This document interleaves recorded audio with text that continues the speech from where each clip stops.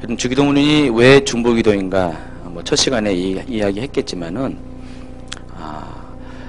많은 그런 성경에서 복음서에서 예수님께서 기도에 대해서 가르쳐 주셨지만은 오직 한 군데만 이렇게 기도하라.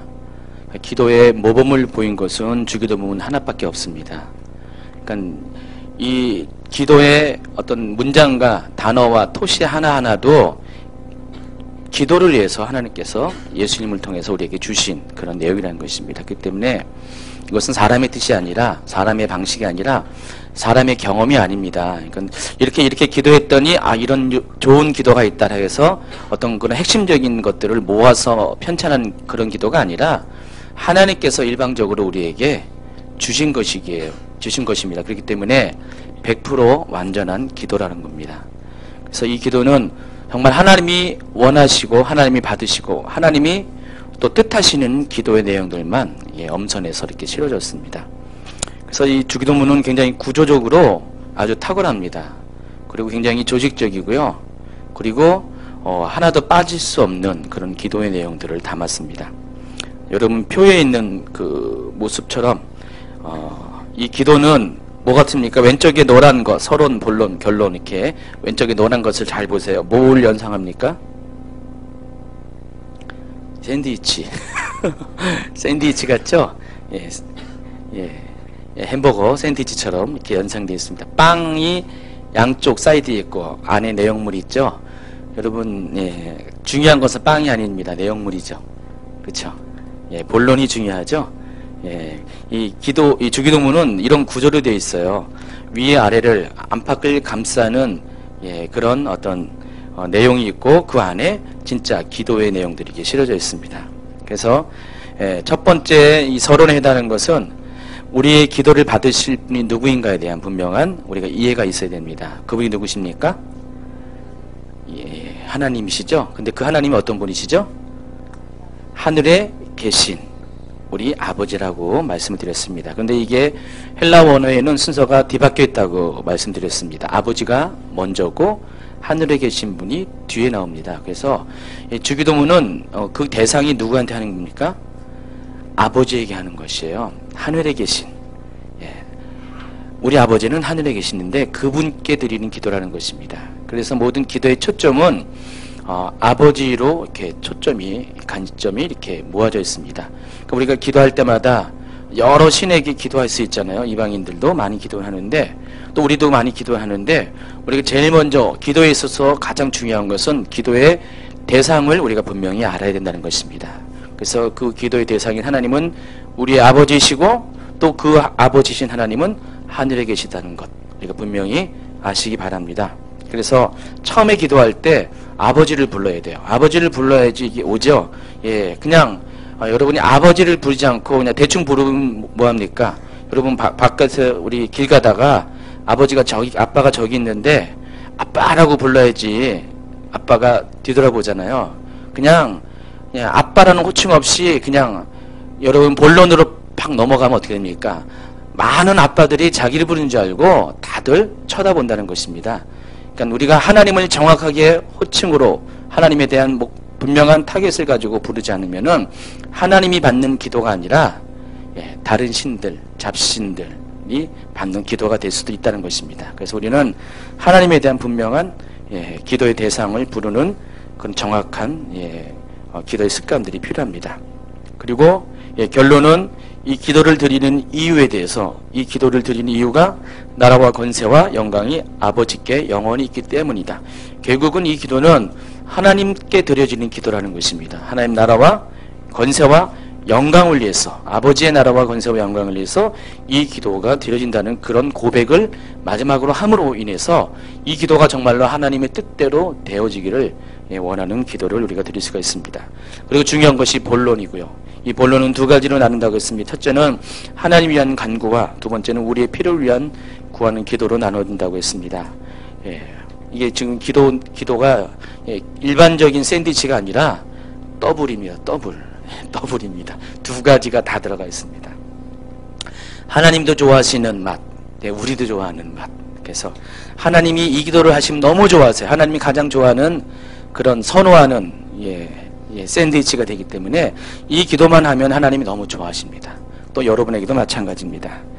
자, 마태복음 9장 6장 9절 10절 한번 읽도록 하겠습니다. 그러므로 너희는 하늘에 계신 우리 아버지여 이름이 거룩히 여김을 받으시오며 나라가 임하옵시며 뜻이 하늘에서 이룬 것 같이 땅에서도 이루어지이다.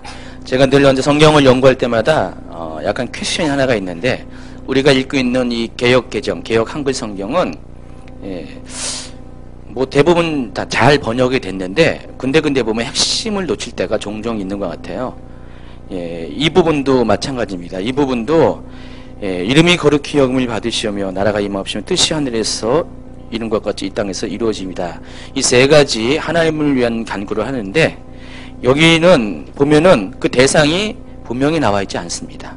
물론 앞에 하늘에 계신 우리 아버지여라고 했지만은 그 기도에 이제 그 강론에 들어갈 때, 본론에 들어갈 때 우리가 드리는 기도의 대상이 분명히 나오지 않습니다. 그냥 이름이 거룩히 영을 받으시오. 나라가 임하옵시며 뜻이 이루어지길 원합니다.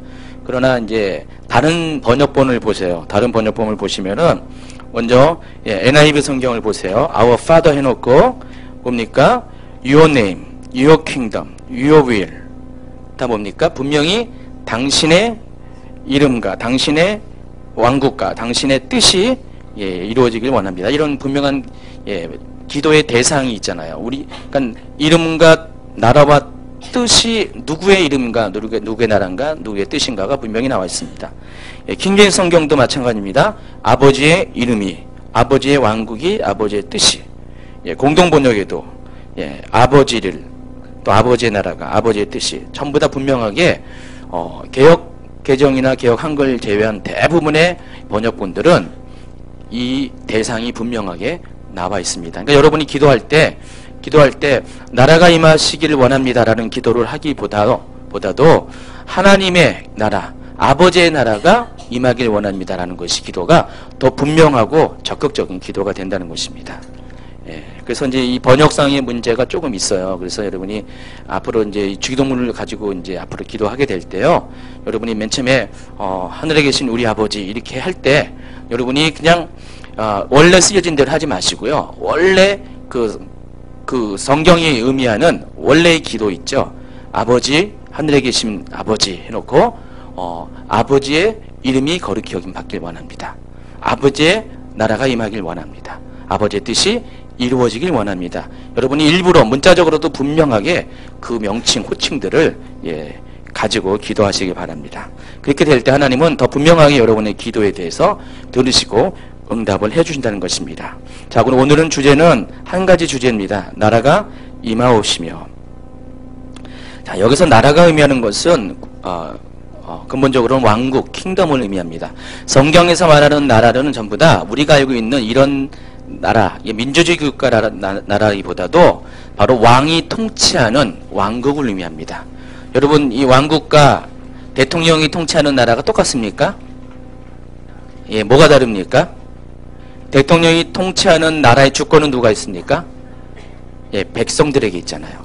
시민들에게 있습니다. 국민들에게 그 주권이 있지만은 왕이 다스리는 나라의 주권은 누구에게요?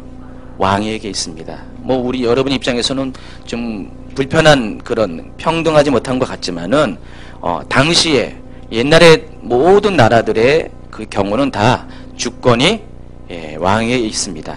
그래서 왕에게 있는 주권이 왕에게 있다는 것이 좋을 수도 있고 나쁠 수도 있지만은 제가 보기에 분명한 것은 왕이 제대로 된 왕이라면은요, 그 나라의 백성은 정말 제대로 행복하게 살 수가 있습니다. 물론 왕이 잘못된 왕이라면 문제가 있죠. 자, 근데 중요한 것은 우리가 속해 있는 이 하나님 나라, 이 하나님 나라의 왕은 누구십니까? 하나님이시잖아요. 예수님이시잖아요. 그분은 온전하신 분이시고 그분은 어떤 면에서 아무것도 불의가 없는 분이십니다. 그래서 가장 완벽한 분이 왕으로 계시기 때문에 우리가 그 하나님 왕국의 백성이 되는 것은 그 어느 것보다 더 행복하고 가장 좋은 것이란 것입니다. 여러분, 민주주의 국가가 다 좋은 건 아닌 것 같아요. 제가 이제 민주국가라는 것이 여러분이 이제 우리가 기본적으로 그 틈에 살지만은 좋을 땐 좋지만은요, 어떤 특별한 경우에 있어서는 오히려 더 불행한 경우가 적잖이 많이 있습니다. 그래서 좋은 왕을 모시는 그런 왕국에 있는 것이 굉장히 좋고 행복한 것을 여러분이 다시 한번 이렇게 생각을 바꾸길 바랍니다. 자, 아버지의 왕국이 임하옵시며라고 했습니다. 일반적인 나라는 나라의 3요소가 국민, 국토, 주권 모두가 이 세 가지가 다 갖춰야 됩니다. 그러나 성경에서는요, 굳이 국토와 주권이 없어도 통치만 이루어지는 나라도 나라라고 부릅니다. 그래서 이 주권만 있는 나라가 두 가지가 있습니다. 첫째가 하나님의 나라고 두 번째가 사탄의 나라입니다. 자, 하나님이 통치하는 나라, 사탄이 통치하는 나라.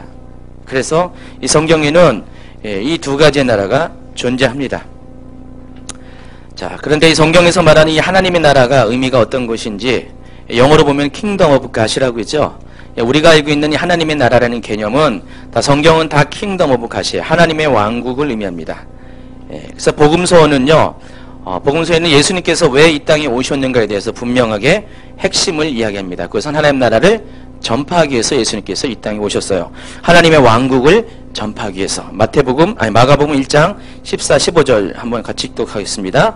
요한이 잡힌 후 예수께서 갈릴리에 오셔서 하나님의 복음을 전파하여 이르시되 때가 찼고 하나님의 나라가 가까이 왔으니 회개하고 복음을 믿으라 하시더라. 그러니까 예수님께서 이 땅에 오셔서 전하시는 사역은 하나님의 나라가 가까이 왔으니까 실은 예수님이 하나님 나라를 가지고 오셨습니다. 그렇기 때문에 회개하고 복음을 믿으라는 것이 예수님이 전하는 메시지의 핵심입니다. 처음과 마지막이라는 것입니다. 자, 사도행전을 보면은요, 예수님께서 부활하시고 승천하실 때 40일 동안 이 땅에서 머무셨습니다. 그때도 40일 동안 예수님이 그냥 계신 게 아니라 예수님의 사역을 행하셨습니다. 자, 그것을 하나님 나라의 일로 요약해서 설명을 합니다. 사도행전 1장 3절입니다. 그가 고난받으신 후에 또한 그들에게 확실한 많은 증거로 친히 살아계심을 나타내사 40일 동안 그들에게 보이시며 하나님 나라의 일을 말씀하시느니라. 이번에는 사도행전 8장 12절입니다. 빌립이 하나님 나라와 및 예수 그리스도의 이름에 관하여 전도함을 그들이 믿고, 또 사도행전 19장 8절 시작. 바울이 회당에 들어가 석 달 동안 담대히 하나님 나라에 관하여 강론하고, 20장 25절 시작. 보라 내가 여러분 중에 왕래하여 하나님 나라를 전파하였으니 28장 31절이다 시작. 하나님 나라를 전파하며 주 예수 그리스도에 관한 모든 것을 담대하게 거침없이 가르치더라. 자, 제자들의 사역도 보면 전부 다 핵심이 뭡니까? 하나님 나라를 전파하는 것입니다. 또 이번엔 산상순입니다. 산상순이라는 것은 하나님 나라의 삶이 어떤 것인가를 가르치는 텍스트북입니다.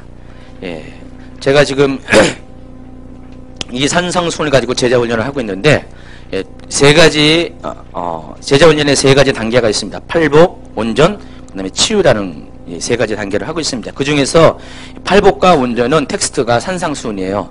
그래서 마태복음 5장, 6장, 7장을 가지고 첫 번째 이 팔복 부분은 하나님 나라의 원리를 다루고 있습니다. 하나님 나라의 원리라는 것이 뭡니까? 원리는 결코 변하지 않는 진리입니다. 어떤 일이든지 간에 그 원리대로 가면은 다 통할 수 있는 것이 원리입니다. 그래서 이 8가지의 복은 8가지의 원리예요. 우리가 하나님 나라가 어떤 것인가를 설명하기 위해서는 하나님 나라는 어떻게 임하는가? 심령이 가난한 자에게 임합니다. 심령이 가난한 자에게 임해서 그 심령이 가난한 자에서 임한 그 천국이 애통한 자, 온유한 자, 의에 지르고 목마른 자, 공의를 여기는 자, 또 마음이 청결한 자, 합평케 하는 자를 거쳐서 마침내 의를 위해서 핍박받는 자를 통해서 이 땅에서 하나님 나라가 완성이 됩니다. 이게 하나님 나라의 원리예요. 그래서 이 마태복음 5장에 나와 있는 이 팔복은 하나님 나라의 삶의 원리가 어떤 것인지를 설명을 하고 있습니다. 그리고 이어서 나오는 나머지 7장 후반부까지의 모든 이야기는 하나님 나라를 어떻게 삶에 적용할 수 있는가, 그 적용의 문제를 다루고 있습니다. 그러니까 팔복이 원리라면은 온전은 하나님 나라의 원리를 어떻게 삶에 적용하는 것을 다루고 있습니다. 그래서 따라서 이 산상수는 우리가 어떻게 하나님 나라의 백성으로서 어떤 원리를 가지고 어떤 토대를 가지고 어떻게 살아갈 것을 배우게 하는 것이 바로 산상수입니다. 그래서 산상수만 여러분이 잘 이해하고 잘 소화하고 또 산상순의 말씀대로 여러분 살아가기만 하면은 정말 여러분은 정말 하나님 나라의 백성으로서 시민으로서 그런 온전한 삶을 살 수가 있습니다. 이와 같이 성경에서는 하나님 나라 곧 왕국에 대한 개념이 굉장히 많이 강조되어 있고요. 많이 또 중요한 메시지라는 것입니다. 하나님 나라는 아까 말씀드렸듯이 세 가지의 나라의 3요소가 있는데 그 중에서 일단 하나님의 통치가 이루어진 곳이 하나님의 나라, 왕국을 말하는 것입니다. 물론 이 하나님 나라의 세 가지의 3요소가 나중에는 성취가 됩니다. 언제 성취가 됩니까? 예수님이 재림하시고 새하늘과 새 땅과 새 예루살렘이 이 땅, 새로운 땅에 임할 때 그때는 하나님께서 직접 통치하시는 나라가 옵니다. 그리고 그 땅에 백성들인 우리가 있을 것이고요.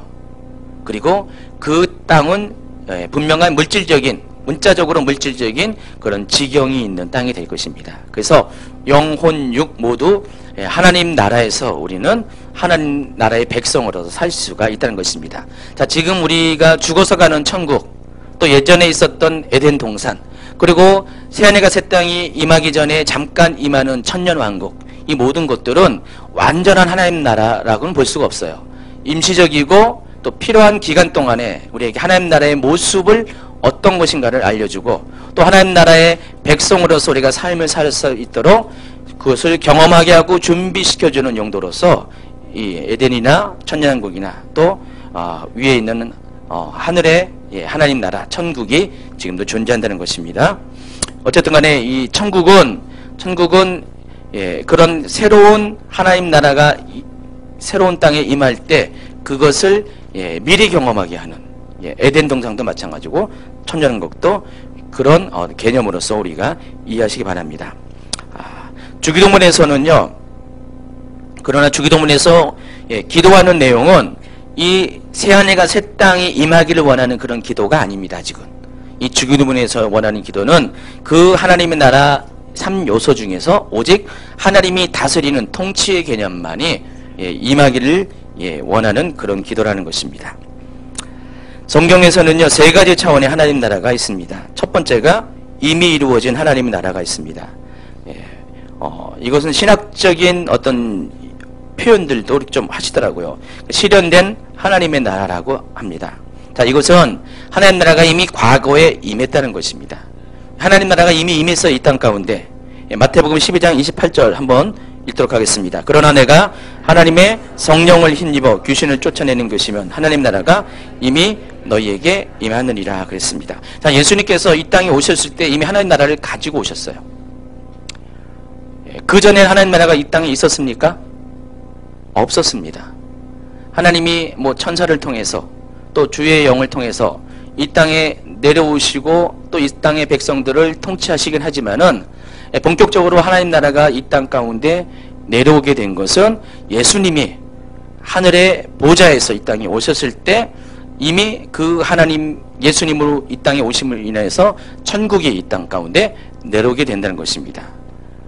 천국의 가장 중요한 것은 어쨌든 간에 통치 개념이니까 그 통치하시는 예수님께서 이 땅에 오셨을 때 하나님 나라가 이미 예수님과 함께 이 땅에 임했다는 것입니다. 그래서 예수님이 이 땅에 사역하는 중에 많은 사역을 하셨잖아요. 그 중에서 여기 보면은 성령을 힘입어 귀신을 쫓아내게 된다면은 그것 자체가 뭐라고요? 하나님 나라가 이미 임한 증거라는 것입니다. 하나님 나라가 임하지 않으면 이런 일은 있을 수가 없어요. 하나님의 나라가 임할 때 사단의 나라가 물려나가기 때문에 우리가 사단의 나라가 쫓겨나고 또 어떤 사단에 의해서 포로된 자가 자유케 되고 눈먼 자가 다시 보게 되고 눌린 자가 해방되는 그런 역사들이 그런 기적들이 그런 놀란 사건들이 일어나면은 바로 그곳에 하나님의 나라가 임했다고 볼 수가 있습니다. 자, 이것이 이미 예수님의 오심으로 인해서 우리 가운데 이루어졌다는 것입니다. 그러니까 여러분은 지금 천국을 지금 누리고 있는 것이에요. 통치의 개념에서 하나님의 왕국을 여러분이 이미 누리고 있습니다. 여러분이 심령의 가난함을 통해서 예수님을 받아들이는 그 순간에 바로 여러분 마음속에는 이미 하나님 나라가 임했습니다. 여러분 잊기 바랍니다. 그래서 이 하나님 나라는 현재 진행입니다.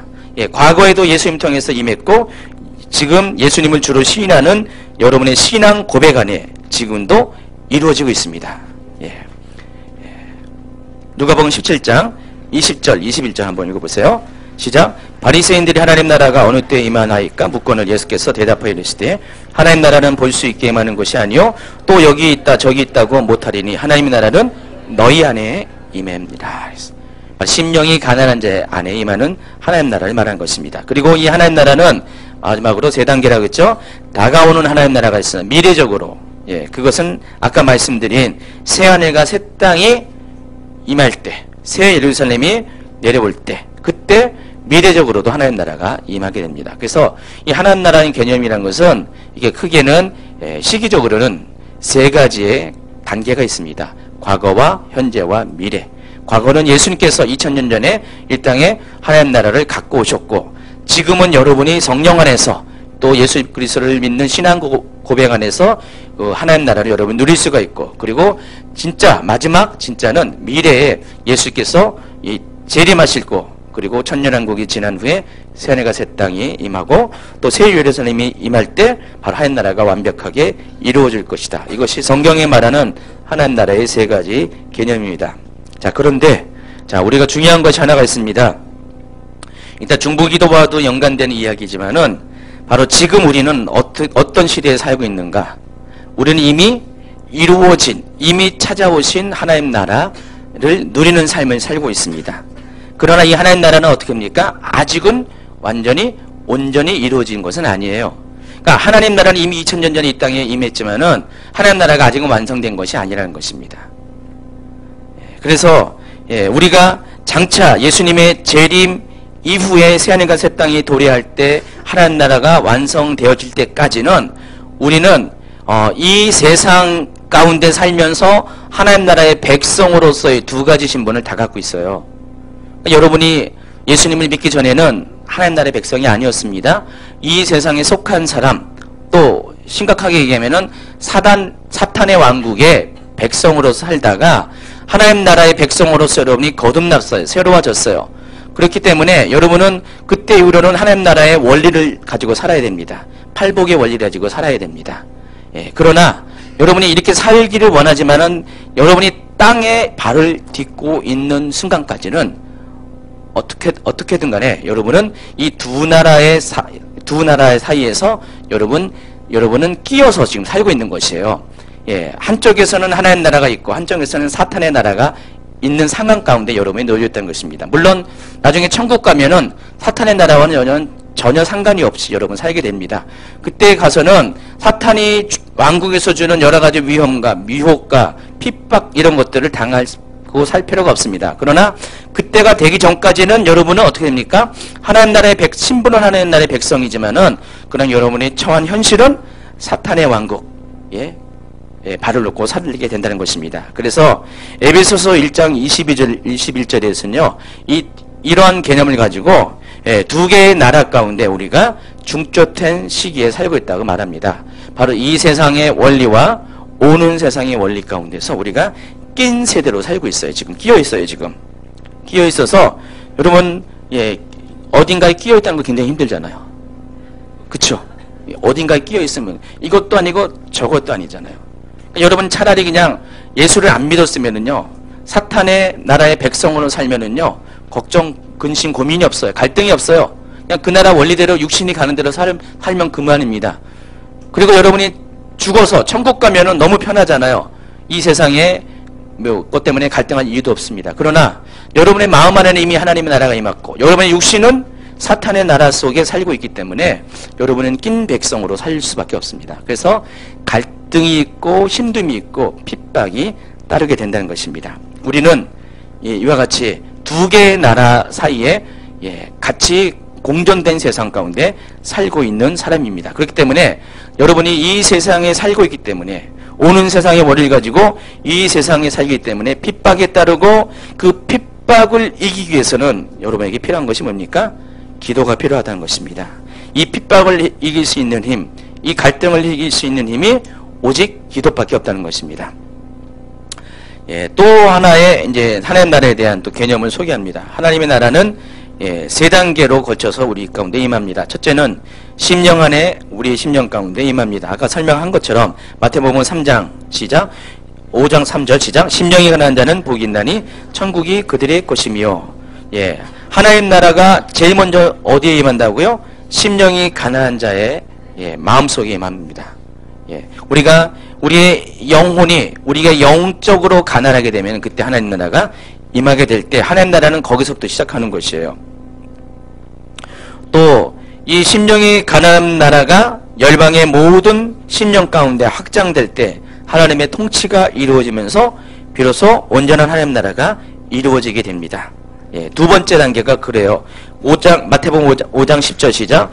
의리를 위하여 핍박을 받는 자는 복이 있나니 천국이 그들일 것입니다. 예, 두 번째 하나님 나라에 임하는 단계입니다. 그리고 세 번째가 마지막에 하나님이 거하시는 영원한 하나님의 나라 가운데 주님이 재림하실 때 임하게 된다는 것입니다. 이게 하나님 나라가 점점 임하는 단계입니다. 이 과정 가운데 여러분은 지금 뭐라고요? 중간에 끼어있는 세대로 살고 있다는 것입니다. 자, 그래서 우리가 이런 기초적인 개념을 가지고 하나님 나라가 임하시기를 위한 기도가 과연 어떤 의미가 있는가를 여러분이 좀 이해하시기 바랍니다. 자, 하나님 나라가 임해달라고 여러분이 기도할 때 그 기도 자체는 어떤 기도냐? 하나님의 통치가 임하기를 원합니다라는 기도라는 것입니다. 하나님 나라는 하나님의 통치가 없으면 의미가 없기 때문에 여러분이 하나님 나라가 임하여 주십소서라고 할 때 그 기도의 내용 자체는 하나님께서 다스리는 왕국이 이 땅 가운데 임하길 원합니다. 자, 여러분 하나님 나라, 하나님 다스리는 왕국이 어디 있다고 했어요? 천국에 있습니다. 그러니까 여러분이 나라가 임하시며라고 기도할 때는 바로 천국이 하늘에 있는 천국과 같은 하나님의 통치가 있는 그 세상이 이 땅 가운데서도 이루어지길 원합니다라는 기도를 하는 것입니다. 그래서 하나님이 왕이 되셔서 다스리시고 또 많은 사람들이 하나님의 나라의 백성이 되고 또 이 세상이 그런 지옥된 삶이 아니라 타락한 삶이 아니라 천국에서의 삶처럼 모든 것이 온전한 그런 나라가 이 땅 가운데 이루어 주시옵소서라고 여러분이 기도한다는 것입니다. 그리고 여러분이 하나님 이름이 거룩히 여김을 받기를 원합니다 라는 기도와 더불어서 이 기도를 하게 되면 하나님의 통치가 임하게 됩니다. 자, 하나님 나라는 권세와 권능으로 임합니다. 마태복음 12장 28절 시작. 그러나 내가 하나님의 성령을 힘입어 귀신을 쫓아내는 것이면 하나님 나라가 이미 너희에게 임하느니라. 또 마가복음 9장 1절. 또 그들에게 이르시되 내가 진실로 너희에게 이르노니 여기 섰는 사람 중에는 죽기 전에 하나님의 나라가 권능으로 임하는 것을 볼 자가 있느니라 하시니라. 자, 예수님께서는 늘 언제나 말씀하시고 강조하신 것이 하나님의 나라에 임할 때는요, 하나님 나라는 늘 언제나 권세와 능력으로 임한다는 것입니다. 예수님께서 마태복음 10장에서 제자들을 사도로 택하시고 제자 중에서 12명을 사도로 택하시고 권능을 주셔서 권세와 능력을 주셔서 그들을 파송하는 장면이 나옵니다. 마태복음 10장을 잘 보면은요, 그들이 권세와 능력을 가지고 나아갈 때 어떤 일이 생기냐, 예수님이 하신 것처럼 귀신이 쫓겨나고 모든 병등력과 약한 것들이 고쳐지는 역사들이 제자들을 통해서 이루어집니다. 자, 여러분 병이 가져지는 원인이 뭐 우리 신체적인 문제도 있을 것이지만은 많은 분들이 이제 동의합니다. 병이 가져지는 원인 중에 대부분은 죄로 인한 것, 상처로 인한 것, 그로 인한 사탄, 악한 영의 역사가 많이 있습니다. 그래서 여러분이 병이 고쳐진다는 것은 그 사람 속에 있는 영혼 가운데, 유신 가운데 있는 악한 영이 쫓겨나는 것을 의미하는 것이에요. 그래서 여러분이 이렇게 보통 아픈 자들을 위해서 기도할 때 치유를 위해서 우리가 간구도 하지만은 어떻게 합니까? 그 병에 대해서 쫓아내는 기도를 하죠. 예수 이름으로 무슨 병은 치유받을지어다. 이 사람을 붙잡고 있는 악한 병을 가진 악한 영들은 떠나갈지어다. 그러니까 우리가 병을 앓게 되는 것의 원인은 우리 안에 하나님 나라가 아니라 사탄의 나라, 귀신이 임했기 때문에 우리가 병을 앓고 있다는 것입니다. 그렇다면 우리가 사탄의 나라가 쫓겨나면 어떻게 됩니까? 당연히 그 사탄에 의해서 나타나는 병의 원인들이 쫓겨나기 때문에 바로 병도 우리가 치유를 받을 수가 있다는 것입니다. 그래서 예수님은 언제나 사람들을 치유할 때마다 이러한 원리에 의해서 하나님 나라를 선포하는 것이었어요. 그래서 그들에게 구원을 선포합니다. 구원이라는 것은 사단에 속했던 우리의 삶이 하나님께로 돌아가는 것이 구원입니다. 구속입니다. 그전에는 사단에게 속했던 사람이 하나님에게 속한 것이 구원이에요. 구속입니다. 그래서 우리 예수님께서 구원을 선포할 때 사단에 속했던 우리 속에 있는 모든 그런 영혼 육의 그런 결박들이 풀어지고 하나님 나라가 비로소 임할 때 병도 치유받고 또 여러 가지 기적도 일어나게 되는 것입니다. 그래서 여러분이 재정적인 문제를 갖고 있는 사람들 또 다른 기타 등등의 관계나 여러분 삶의 현장 가운데 많은 문제들도 하나님 나라가 임하면 자연적으로 그 모든 문제들이 해결이 된다는 것입니다. 근데 우리는 이런 원리를 가지고 원리를 모른다면은요, 그냥 그 말단에 있는 문제에 집착해가지고요, 그 현장에 집착해가지고 그것들을 해결하렵니다. 때로는 우리가 기도해서 하나님이 들어주셔가지고 뭐 병이 치유받을 수 있고 어떤 문제가 해결될 수가 있습니다. 그러나 근원적으로 그 사람 삶 속에 그 사람 영혼육 가운데 하나님 나라가 임하지 않으면은요, 문제는 계속해서 반복될 수밖에 없다는 것입니다. 어제는 분명히 하나님 나를 치유하셨는데 오늘 내가 또 아파요. 어제는 어떤 문제를 하나님이 해결해 주셨는데 또다시 그 문제가 반복됩니다. 계속 반복될 수밖에 없는 것은 근원적으로 하나님 나라가 그 안에 임하지 않았기 때문에 그렇습니다. 그래서 우리가 기도할 때 제일 먼저 하나님 나라가 임해 달라고 기도를 하는 이유는요, 하나님의 통치가 임할 때 사단의 나라가 쫓겨나고 다시는 영향을 끼치지 못하기 때문에 이 기도는 굉장히 중요한 기도라는 것입니다. 하나님 나라가 임하여 주시옵소서, 나에게 임하여 주시옵소서, 내 사랑하는 남편, 자녀들에게 임하여 주시옵소서, 우리 가정에게 하나님 나라가 임하여 주시옵소서, 우리 교회와 민족과 열방 가운데 하나님 나라가 임하여 달라고 여러분 구체적으로 기도하면은요, 그 기도를 통해서 하나님이 직접 오셔서 여러분을 통치하시듯이 여러분의 가족들을 통치하시고 다스리시고 하나님이 통치하시면은 사단의 나라의 권세가 약해지고 떠나가기 때문에 당연히 예전에 잃어버린 에덴과 같은 천국된 삶을 우리가 회복이 가능하다는 것입니다. 그래서 이것이 중보기도예요. 나라가 임해달라는 것이 굉장히 큰 중보기도라는 것입니다. 여러분이 중보기도는 남을 위해서 기도하는 것이 중보기도라고 했잖아요. 그러면 이 남을 위해서 가장 원하는 기도, 그 사람이, 그 상대방이 가장 필요한 기도를 하는 것이 중보기도잖아요.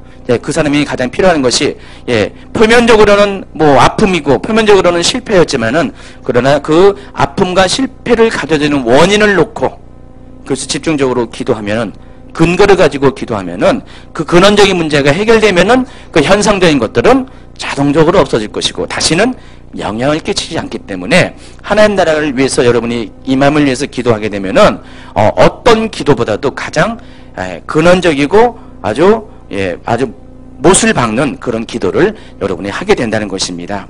그래서 예수님께서 이 나라가 임해달라고 이렇게 기도를 가르쳐 주신 이유는 다른 것이 아니라 바로 이것을 워낙에 예수님은 이 하나님 나라의 원리를 너무나 잘 알고 계시기 때문에 핵심적인 것들을 찌르신 거예요. 이것을 위해서 기도한다면은 부채적이고 부수적인 것들은 자동적으로 해결되는 것은 너무나 잘 아시기 때문에 우리에게 하나님 나라가 임해달라고 기도를 하는 것입니다. 어쨌든 하나님 나라는 이렇게 임하게 되면은 성령으로 인해서 권세와 능력으로 권능으로 임하게 된다는 것입니다. 그래서 하나님 나라가 임하는 곳은 반드시 하나님께서 기적을 행하시고요, 권능을 행하신다는 것입니다.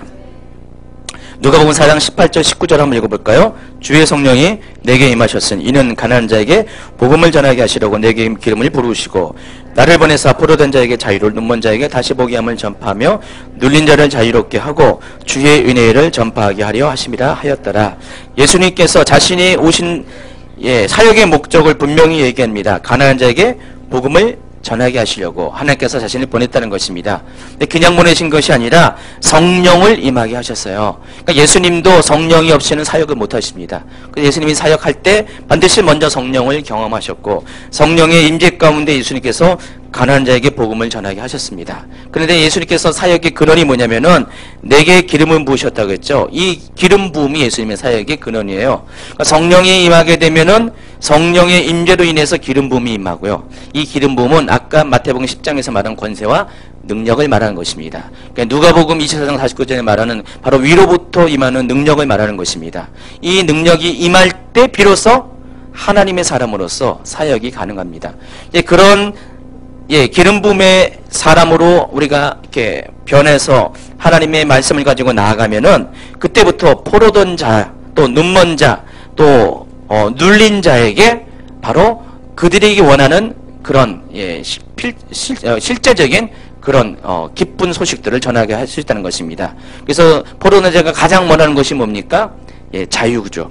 또 눈먼 자가 다시 원하는 것이 다시 보는 것.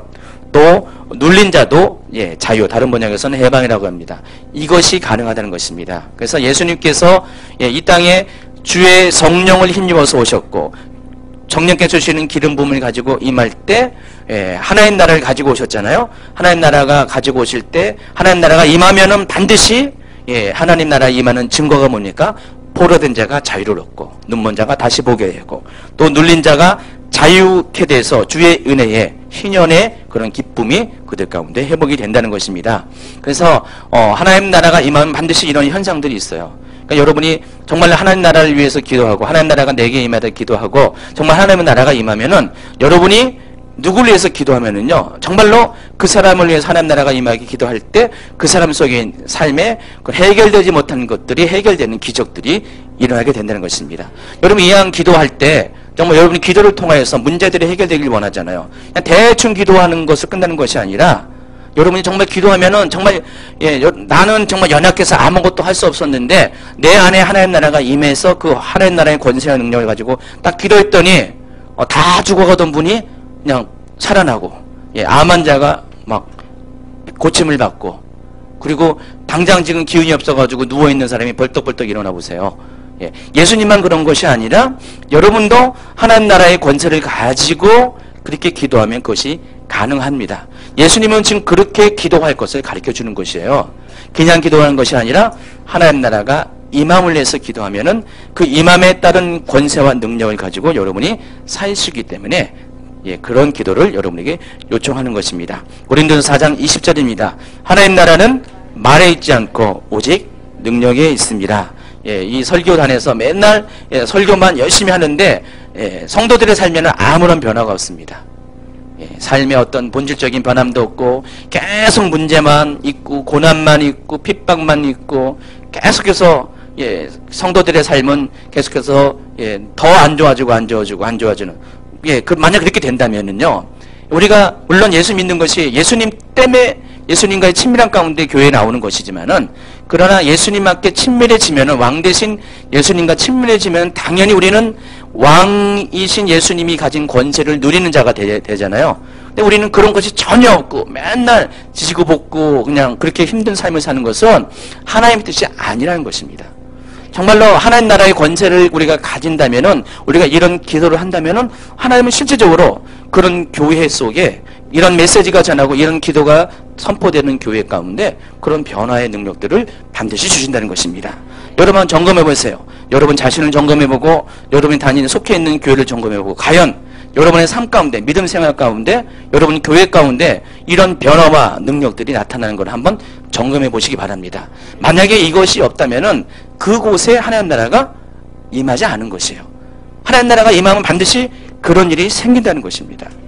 물론 대단한 매일매일 뭐 죽은 자가 살아나고 매일매일 병든 자가 뭐 고침받고 반드시 그러라는 것은 아닙니다. 그러나 예, 조금씩이라도 그 공동체 안에 계속해서 하나님 나라의 증거들이 예, 자꾸만 생긴다면은 정말 그것 속에서 하나님 나라가 예, 이곳에 임했던 것을 여러분이 확신할 수가 있습니다.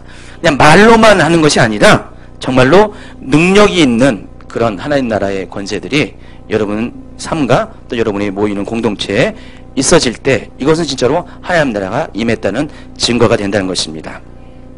자, 하나님 나라가 임하시오라는 이 기도는 또 어떤 의미가 있냐면은 사탄에게 빼앗긴 하나님 나라가 다시 회복되길 위한 중보기도를 말하는 것입니다. 자, 마태복음 16장 또 마태복음 18장에는 예, 두 가지의 예, 같은 내용이지만은 예, 예수님께서 중보기도에 관한 이야기를 여기 설명을 하고 있습니다. 마태복음 16장 18절 19절 한번 읽어보도록 하겠습니다. 시작.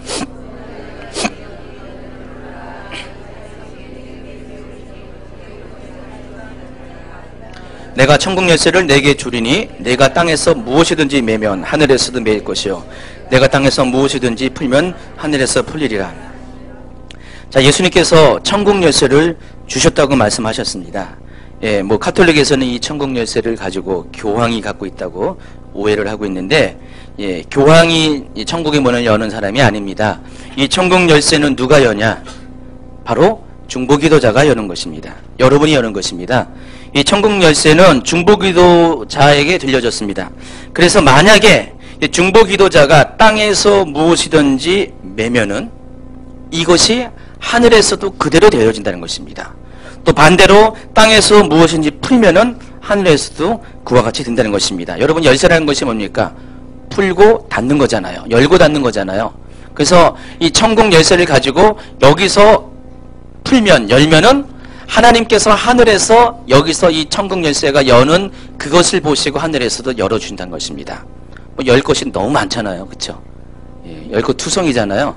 예, 열 것 투성인 여러분들이 정말 중보 기도자가 되어서 여기서 중보 기도를 통해서 열게 되면은 이것이 하나님께서 우리에게도 하늘에서 열어주셔가지고 정말 그 기도의 권세대로, 기도대로 이 땅 가운데서 그런 일들이 일어나게 된다는 것입니다.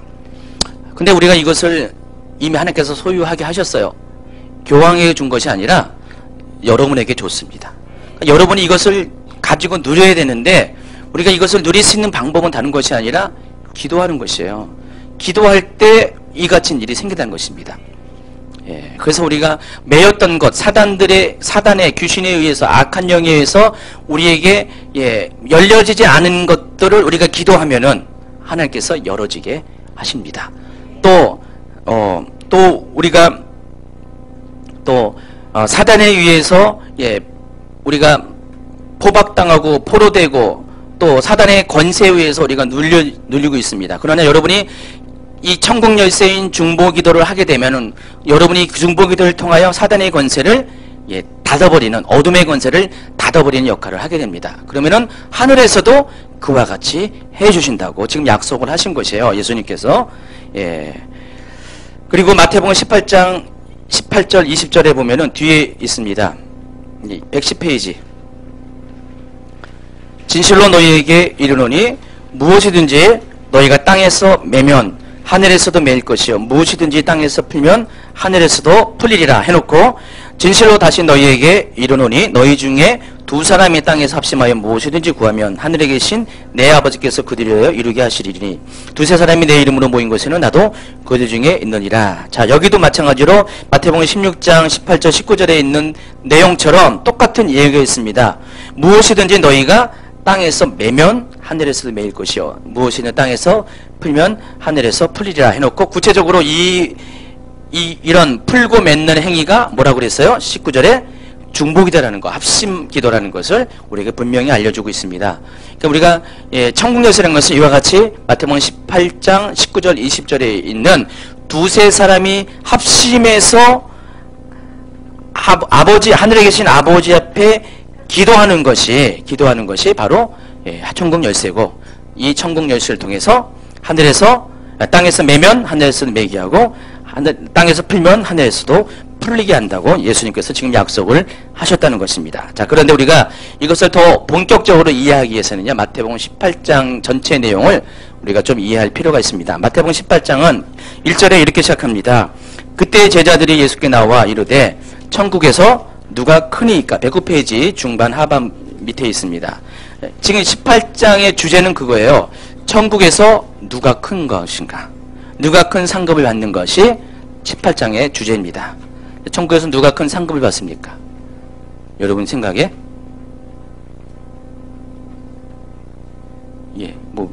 좀 보자. 그래요. 맞습니다. 자, 맞습니다. 일단은 맞고요.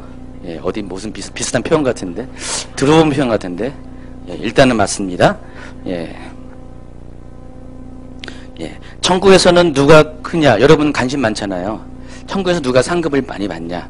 어떤 분들은 뭐 환상을 보거나 뭐 꿈을 꾸거나 또 어떤 분들은 이제 뭐 입신을 내서 천국 체험하신 분들의 공통적인 내용들이 있습니다. 천국에 누가 큰가? 천국에서 큰 상급을 많이 받는가? 보통 순교자라고 많이 하죠. 주를 위해서 핍박받고 주를 위해서 죽임을 당한 사람.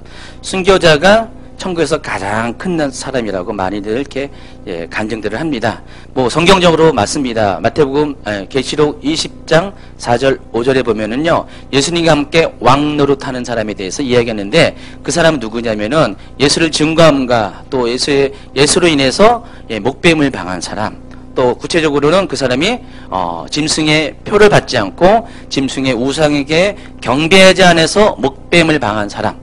자, 이런 사람들이 결국 순교자잖아요. 이런 사람들이 나중에 천년왕국에 예수님과 더불어 왕노릇한다 이야기하면서, 이러한 사람이 천국에서 큰 자라고 우리가 이해할 수 있습니다.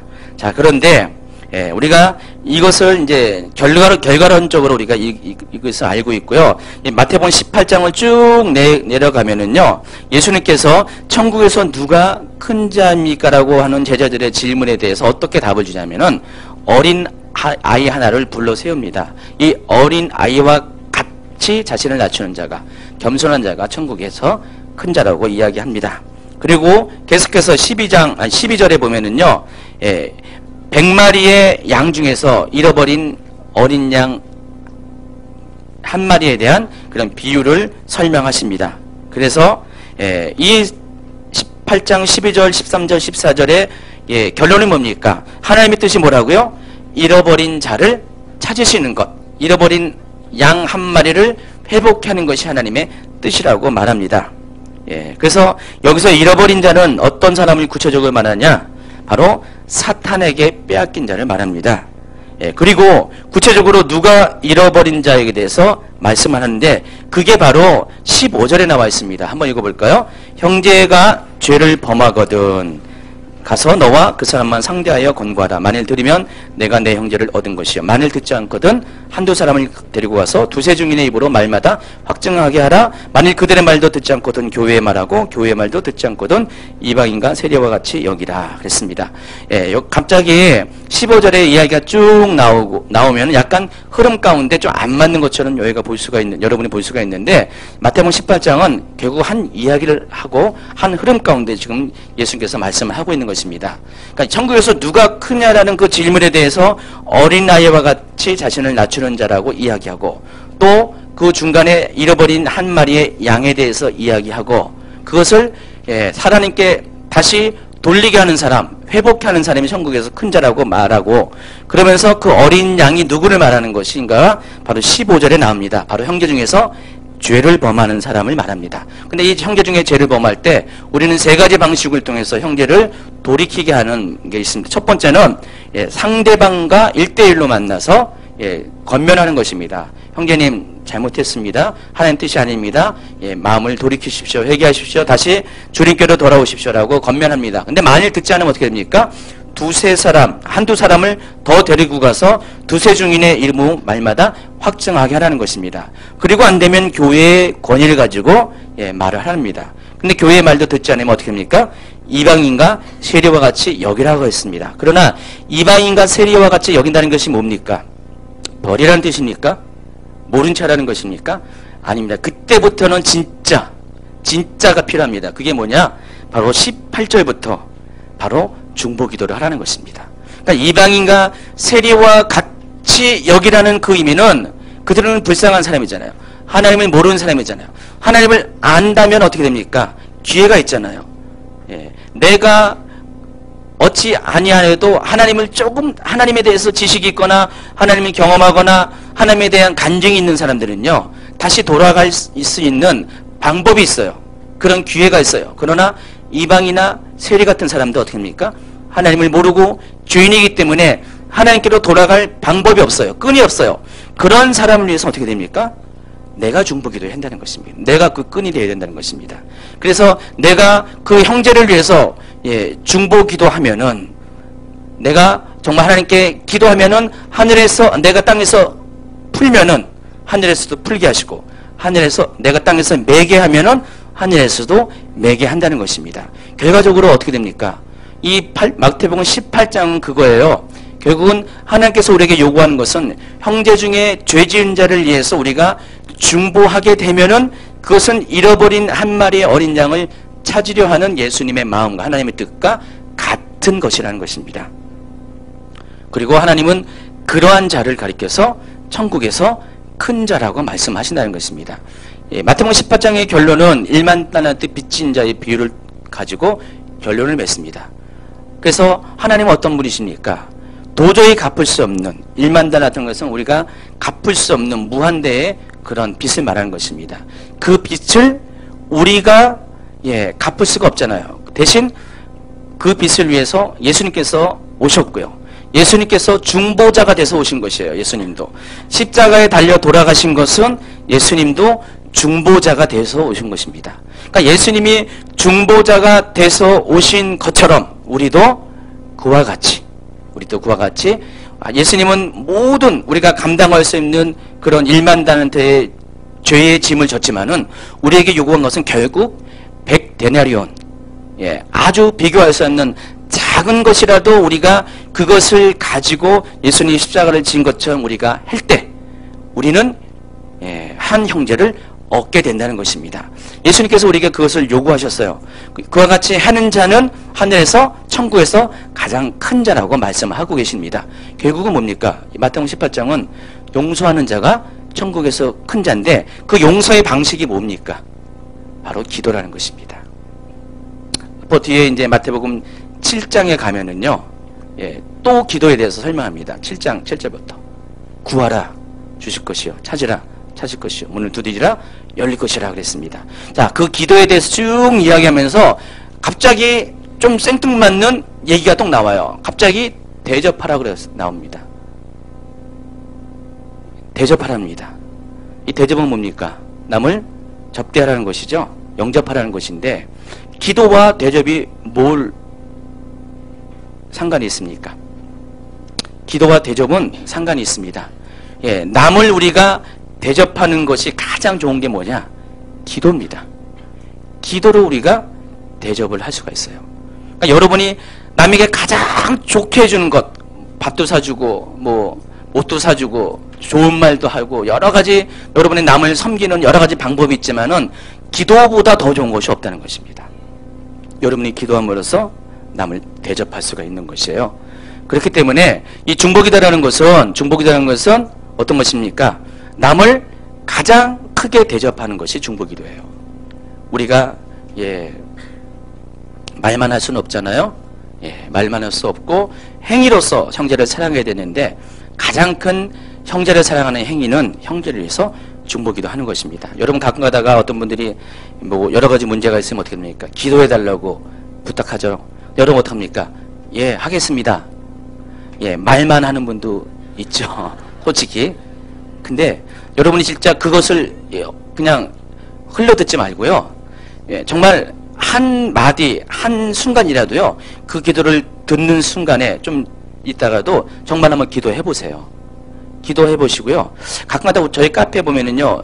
어느 분이 시작했는지 모르지만은 중보기도 요청을 한 분이 많아졌어요. 이런 문제가 있으니까 카페 회원들한테 중보기도 해달라고 하면은 다른 것보다 댓글이 제일 많이 달려요. 그 제목들이. 그래서 그냥 수십 개의 댓글이 달리고요. 나중에 보면은요. 문제가 해결됐다는 간증들이 정말 많이 있어요. 여러분이 어떤 분은 정말 1시간 동안 기도한 분도 있을 것이고요.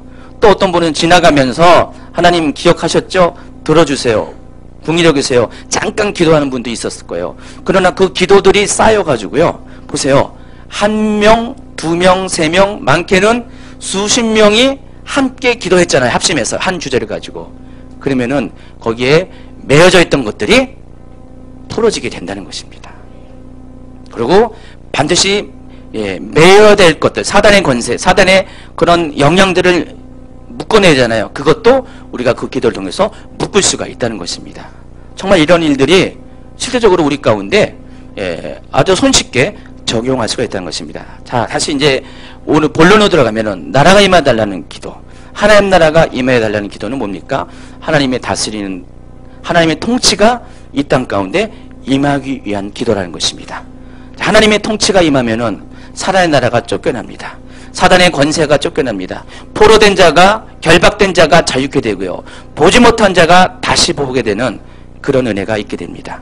자, 이것을 만들어가는 것은 다른 것이 아니라 바로 중보기도입니다. 하나님 나라가 임하여 주시옵소서라는 그 기도 자체가 중보기도가 되어서 우리가 그런 기도를 계속해서 반복적으로 한두 사람이 더 하고 두세 사람이 더 해서 또 연합적으로 기도하게 된다면은 정말로 하나님 나라가 그 기도의 받는 대상 가운데 하나님 나라가 임하게 되면은 문제들은 자동적으로 사라지고 없어지게 된다는 것입니다.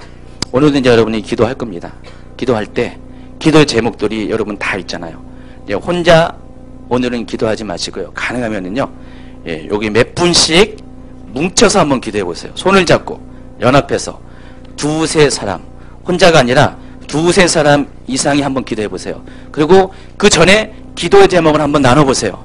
나한테 이러한 열어질 문제가 있습니다. 이렇게 사단의 권세들을 묶을 기도가 제목이 있습니다. 여러분 한번 기도 제목을 가지고요. 여러분 기도할 때 다른 용도가 아니라 그 사람을 위해서 하나님 이 시간에 이 사람에게 임해 주시옵소서, 하나님 통치가 임해 주시옵소서, 그래서 하나님이 다스리게 하여 주시옵소서, 그리고 사단의 결박으로부터 자유케 해 주시옵소서, 그래서 포로된 자에게 자유가, 눈먼 자가 다시 보게 하는 역사가 지금 이 사람에게 임해 달라고 여러분 기도 한번 해보세요. 오늘 기도한 다음에 간증이 생길 것입니다. 정말 간증이 생길 것이고 그 간증을 나중에 또 카페에 올리시고요. 나중에 또 저기 하시고요. 그래서 여러분이 이런 기도를 자꾸만 경험하게 될 때 실질적으로 여러분이 주기도문을 여러분의 삶 가운데서 실제화시키고 여러분의 삶 가운데서 이 주기도문의 삶을 현실화시키는 삶을 살 수가 있습니다. 주기도문은 그냥 뭐라고 했어요? 주문이 아니라고 했잖아요. 주기도문인데 우린 기도를 안 하고 주문만 외워요. 주기도문은 핵심은 기도잖아요. 본론은 기도인데 기도는 빼버리고 주문만 하는 분들이 많이 있습니다. 생명 없는 기도 하지 마시고요. 아무런 내용 없는 기도, 목표 없는 기도, 우리 기도를 받는 분이 하나님 것도 있고 이방인처럼 중언부언하는 기도, 유대인처럼 바리새인처럼 외식하는 기도 하지 마시고요. 핵심을 가지고 오늘 하나님 나라 이곳에 나에게 또 이 사람에게 임해달라고 한번 오늘 기도하세요. 기도해가지고 이 기도를 통하여 여러분 정말 하나님 나라가 권능으로 임하는 것들을 확인하는 시간을 갖기를 원합니다. 주님께서 말씀을 주십니다. 너희가 성장하고 있다라고 하십니다. 너희 자신이 때때로 너희 자신을 너무 모를 때가 많이 있다라고 하십니다. 너희는 너희가 생각하는 것보다 더 지금 영적으로 성장하고 있다라고 하십니다. 어떤 이는 자기 자신이 너무 영적으로 어리다라고 생각하며 때때로 안타까운 눈물을 흘리는 자들이 있다라고 하십니다. 그러나 자신이 생각하는 것보다 지금 더 영적으로 잘 성장하고 있다라고 하십니다. 격려하십니다. 사랑하는 자야, 네가 생각하는 것과 같이 네가 그렇게 어린 자가 아니라, 네가 그렇게 영적으로 아무것도 모르는 자가 아니라 내가 너를 성장시켜가고 있고 네가 이때에 먹어야 할 내 영의 그 양식들을, 그 말씀들을 너에게 먹여주고 있다라고 하십니다. 듣는 말씀들, 깨우쳐주는 말씀들이 그것이 바로 하늘의 양식이라고 하십니다. 이전에 내가 알지 못하였고 이전에 내가 잘못 알고 있었던 것들 이제 성령께서 다르게 깨우쳐주시고 다르게 알려주시는 그 모든 것들을 듣고 깨우치고 또 그 말씀을 붙잡고 기도하라고 하십니다. 그 속에서 계속 성장할 것이라. 영적 성장은 다른 곳에 있는 것이 아니라 내가 하나님의 말씀을 바로 깨닫고 아는 순간에 영적인 키가 성장하는 것이라고 하십니다. 그렇게 계속해서 성장하라. 계속해서 성장하라. 너희 가운데 나를 사모하는 자는 아무도 정체되어 있지 않을 것이다. 아무도 뒤로 후퇴하지 않을 것이다 라고 하십니다. 너희가 계속 나를 사랑함으로, 나를 찾음으로, 나를 발견함으로 너희가 그 속에서 성장하는 것이고 계속해서 나를 알아감으로 인하여 너의 영적 키가 더 커지게 되는 것이다 라고 하십니다. 너희가 그 일에 기뻐하고 또 그 일에 감사함으로써 날마다 너희가 부지런하여 계속해서 나를 알아가는 시간들을 가질 때 너희의 환경에 변화가 있을 것이고 이전에 너희가 투덜거렸던 그 모든 환경들이 감사의 조건으로 바뀌게 될 것이다 라고 하십니다. 병들어 아픈 것이 원망이 아니라 오히려 그것 때문에 주님 앞에 더 집중할 수 있게 되었다고 감사하게 될 것이다 라고 하실 것입니다. 내가 너희에게 결코 허무한 것, 헛된 것을 주는 것이 아니라 너희를 사랑함으로 인하여 너에게 더 좋은 것을 주려고 잠시 잠깐 아픈 고통을 허락하지만 그것을 통하여 너희 영혼을 새롭게 하고 있다라고 하십니다. 너희들의 눈물이 헛되지 않으며 너희들의 수고가 헛되지 않으며 오늘 너희가 나를 찾기 위하여 드려지는 모든 수고와 모든 시간들, 그 부르짖음이 내 앞에 상달되어 올라오며 내가 너희들 가운데 반드시 그 눈의 눈물을 씻어주며 너희의 아픔을 씻어주는 날이 올 것이니 인내하며 끝까지 소망 가운데 거하는 자가 되라. 내가 너희를 결코 그와 같이 버려두지 않으며 그 속에서 붙들어주며 너희의 부르짖음에 응답하며 너희의 잘못된 것들, 잘못 구하고 있는 것들을 내가 고쳐줄 것이고 내가 합당히 응답할 수 있는 것들, 아버지의 뜻에 합당한 것들을 너희가 구할 수 있도록 도울 것이니 너희는 내가 너희를 깨닫게 할 때에 속히 고치는 자들이 되라 라고 하십니다. 속히 너희 자신을 내려놓고 내 뜻을 구하는 자가 되고 속히 너희 자신들의 그 높아진 것들을 내려놓고 겸손히 나를 배우는 자들이 되라 라고 하십니다. 기꺼이 나를 따르겠느냐, 기꺼이 나를 배우겠느냐, 기꺼이 나를 닮으려고 하겠느냐 물으십니다. 너희들을 통해 내 형상을 보기를 원한다.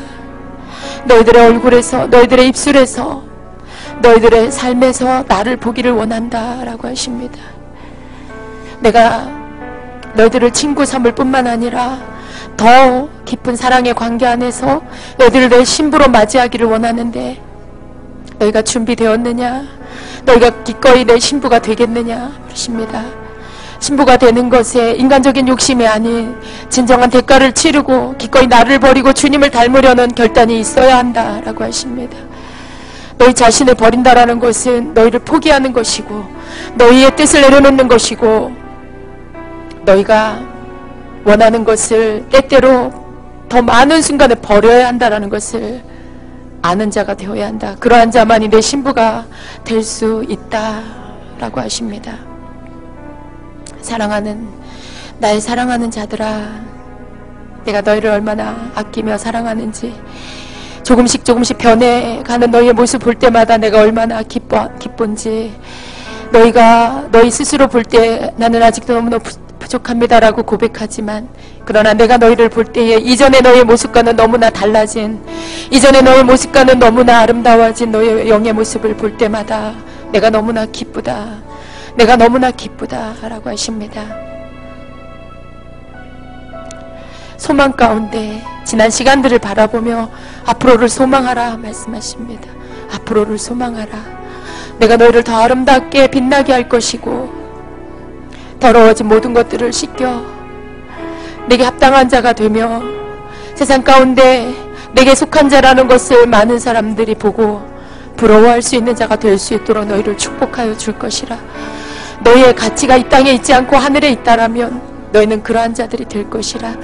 세상 사람들이 가치 있게 여기는 것을 너희가 거기에 너희도 동일한 가치를 두지 않기를 원한다. 그렇다면 너희는 끝까지 너희는 세상 사람들의 뒤를 쫓아가는 자밖에 될 수 없다. 그러나 너희가 영원한 것에 가치를 두고 너희가 그렇게 너희의 원하는 것들을 내려놓고 내가 원하는 것, 내가 기뻐하는 것을 너희들이 추구하게 된다라면 세상 사람들은 자신들이 갖지 않은 무언가가 저들에게 있구나, 내가 얻을 수 없는 무언가가 저들에게 있구나라고 너희들을 바라보며 부러워하게 될 것이고 돈 주고 살 수 없는 값지고 귀한 것들을 너희가 가진 것을 알며 그들 삶을 이제 너희들을 바라보며 배우려고 하게 될 것이다 라고 하십니다. 있어야 할 것을 주시고 먹어야 할 것들을 먹이고 입혀주어야 할 것들을 입혀주시는 너희 아버지를 신뢰하라 말씀하십니다. 너희가 그것 때문에 염려하고 울고 불고 너희가 그러한 수준에 그러한 자리에 머물러 있지 말고 그 모든 것들을 그 자녀에게 주시는 아버지를 믿고 기꺼이 아버지의 뜻을 쫓으려고 하는, 그래서 너희의 시간도, 그래서 너희의 마음과 중심도, 그래서 너희의 모든 하나님 앞에 기꺼이 드릴 수 있는 많은 것들을 주님 앞에 드린다라면 너희는 가장 귀한 것을 얻는 자들이 될 것이고 돈 주고 살 수 없는 값진 것들을 얻게 될 것이니 너희가 이 원리를 배우는 자들이 되라. 이 원리를 깨우치는 자들이 되라 말씀하십니다. 이곳에 있는 것이 너희가 복되도다.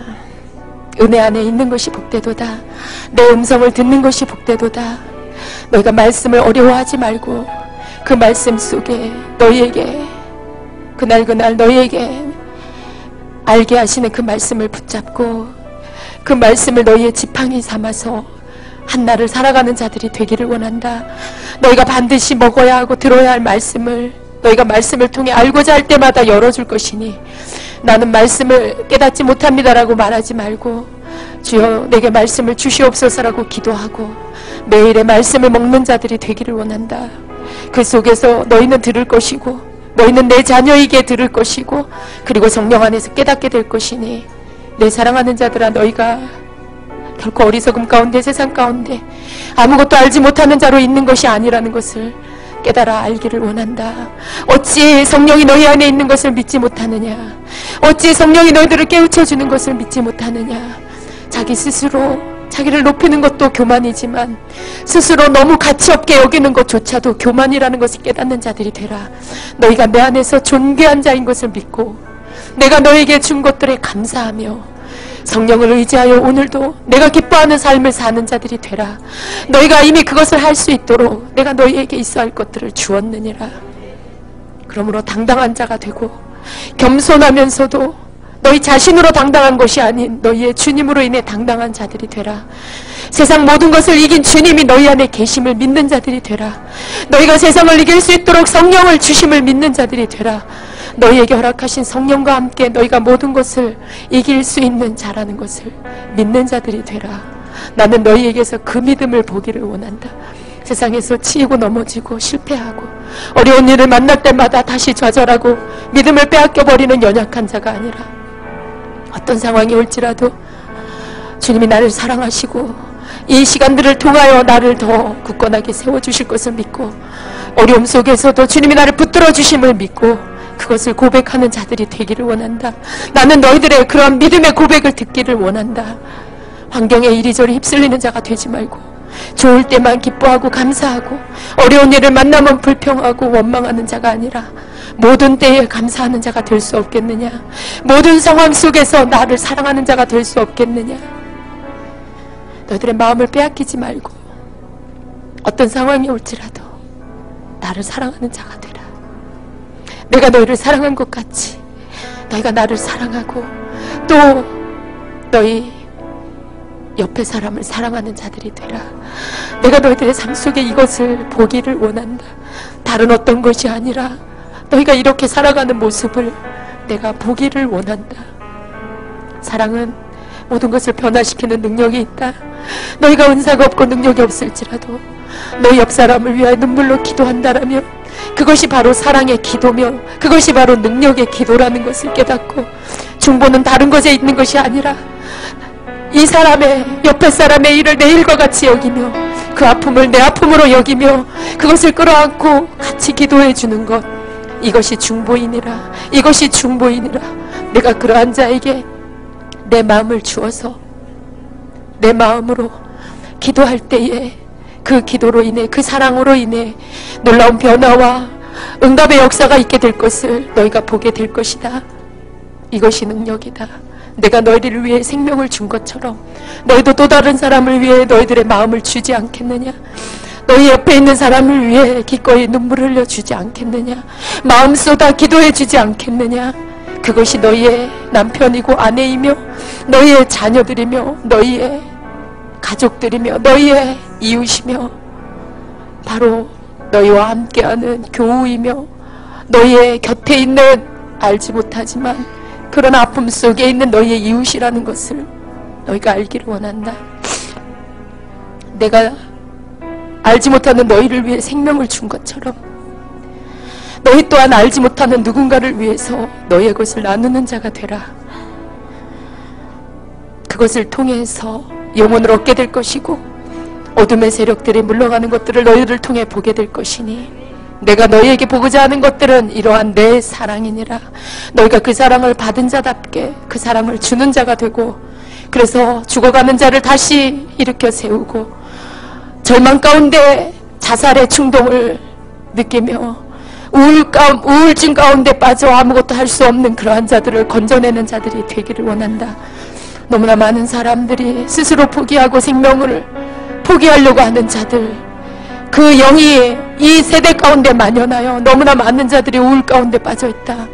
그 속에서 헤어나지 못하는 그러한 이 세대를 어찌할꼬 너희가 눈물로 그들을 위해 기도할 때 그들의 막혀있는, 그들의 갇혀있는 모든 올무들이 끊어지게 될 것이고 너희들을 통하여 그들이 구원을 얻게 될 것이니 이러한 중보가 이 자리에서부터 흘러나가기를 원한다. 너희들을 통해서 흘러나가기를 원한다. 그러한 일들을 감당하는 자들이 되라. 그러한 일들을 너희를 통해서 내가 이루기를 원하노라.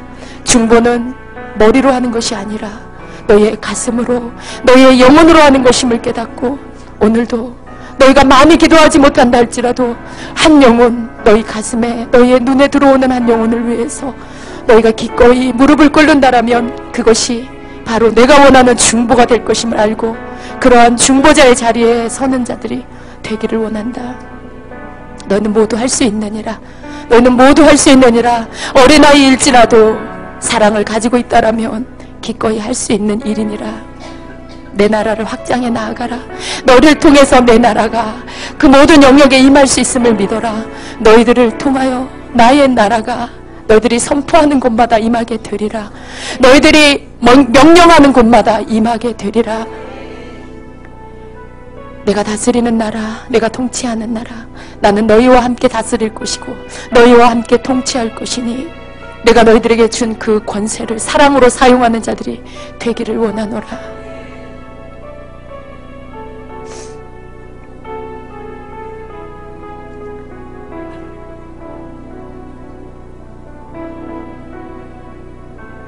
이곳에 오는 자는 절망을 가지고 갈 수 없다. 절망을 가지고 온 자, 이곳에 왔다가 가는 자는 그것을 다시, 그 절망을 다시 가지고 갈 수 없다. 나는 그것을 허락하지 않노라. 소망을 가지고 가라. 기쁨을 가지고 가라. 내가 함께 한다는 그 믿음을 가지고 가라. 절망을 여기 이 전에서 내가 너희들 가운데 있는 절망을 모두 가져가노라. 내가 너희들 가운데 있는 모든 슬픔을 가져가노라. 내가 너희들에게 절망을 바꾸어 소망을 주노라. 불신앙을 바꾸어 믿음을 주노라. 슬픔을 내가 가져가고 기쁨을 주노라. 너희는 그렇게 일어나는 자들이 되어야 할 것이니라. 결코 절망하는 자는 나를 만날 수 없도다. 버려라. 내게 던져버려라. 내가 너희의 소망이니라. 너희의 주님이 너희의 소망이니라. 믿고 일어나는 자들이 될지어다. 어떤 상황에서도 믿고 일어나는 자만이 그 속에서 내가 일으켜 세워주는 그 소망 가운데 회복되어질 것이니라. 더 많은 기쁨을 내게 올리는 자들이 되라. 주님 감사합니다. 주님 감사합니다. 모든 영광을 주님 앞에 올려드립니다. 사랑하는 주의 백성들 가운데 주님을 더 사랑하는 마음 부어주시고 어떤 분인지 더 알게 하여 주시고 주님 알아 더 주님을 사랑하고 믿는 자들이 되게 하여 주시옵소서. 주님, 우리가 무엇이 있어서가 아닙니다. 잘나서가 아닙니다. 무엇을 잘할 수 있는 능력이 있어서도 아니고 신령한 은사가 있어서도 아닙니다. 주님, 다만 주님을 사랑할 뿐입니다. 다만 주님을 의지할 뿐입니다. 다만 우리에게 주님밖에 없음을 고백할 뿐입니다. 주님, 주님이 우리의 전부이십니다. 오직 주님만 의지합니다. 오직 주님만 우리의 길이요 생명이요 진리가 되십니다. 우리를 언제까지든지 이끌어 주시고 아버지의 나라 들어갈 때까지 함께하여 주시옵소서. 오직 주님만을 놓치지 않고 가기를 원하오니 주님, 우리의 손을 꼭 붙잡아 주시옵소서. 모든 문제들을 주님께 맡겨드립니다. 어떤 것도 우리의 힘으로 할 수 없습니다. 주님, 주님이 해주실 것을 믿습니다. 모든 어그러진 것, 부서진 것, 무너진 것 주님 바라보고 주님 의지할 때에 주님이 이루어 주실 것을 믿습니다. 하시옵소서, 하시옵소서. 주님이 하시옵소서. 우리의 믿음이 약해지지 않게 하시고 끝까지 주님만을 사랑하며 가는 그러한 우리의 인생이 되게 하여 주시옵소서. 다시 한번 주님 앞에 사랑을 올려드리옵고 모든 것 감사하고 또 감사하며 예수님의 이름으로 기도합니다. 아멘.